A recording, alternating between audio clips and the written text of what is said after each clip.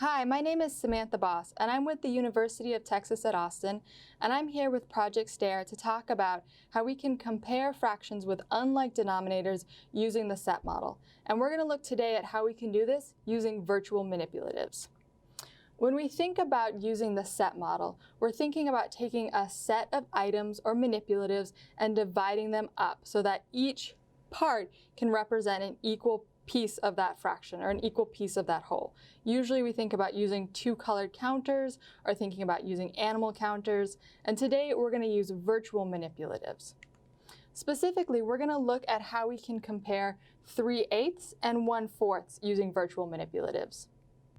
Okay, so what we're going to do here today is we're going to compare 1/4 and 3/8 using our virtual two-colored counters.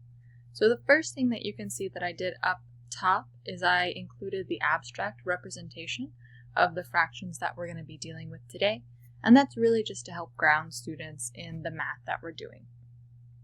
So the first thing I'm going to do is I'm going to actually start with 3/8, and I am going to represent that using 3 red colored counters to represent my numerator, and then I need to make a set of 8. The other thing that you can do is you can start with 8 yellow two-colored counters to show that you're making a set of 8, and then you can flip the 3 yellow to red to show that it is 3 out of 8 total pieces. So 3/8. Let me just make sure, yep, that looks good. And I'm actually going to move this down. There we go. And then I need to represent 1/4. So I'm going to represent 1 red colored counter and then 3 two-colored counters. So now I have a set of 4, and 1 out of those 4 pieces is red.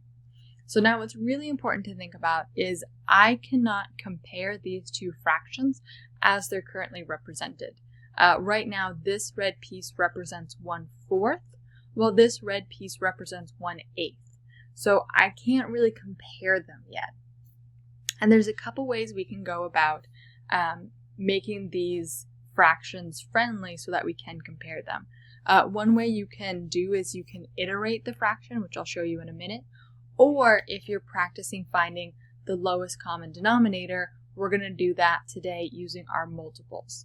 So I'm going to get out my little pencil feature, and I'm going to find the multiples of 8 and the first multiples of 4.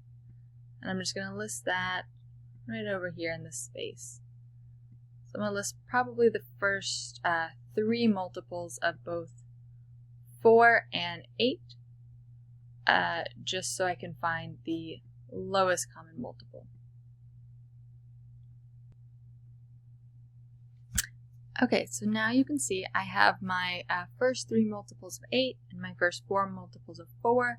The lowest common multiple that they both share is 8, which is pretty nice because you can see with 3/8 there's nothing that we have to do. It looks good already.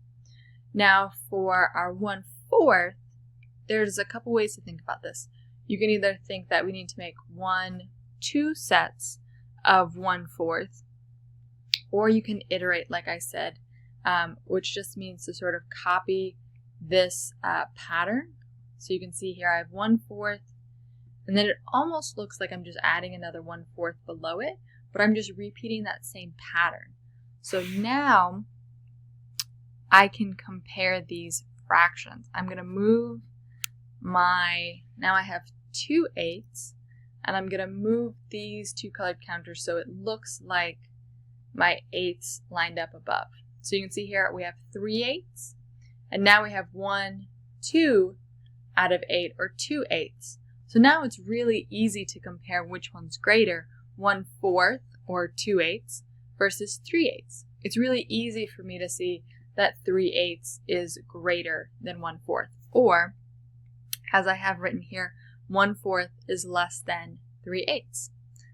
Thanks for tuning in for this quick example of how to use virtual manipulatives with our two-colored counters to compare fractions with unlike denominators.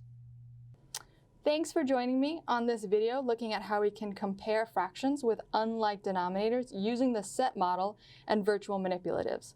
I hope you check out our YouTube channel, follow us on Twitter, and check out our website for more great videos on math topics, including comparing fractions. I hope to see you soon.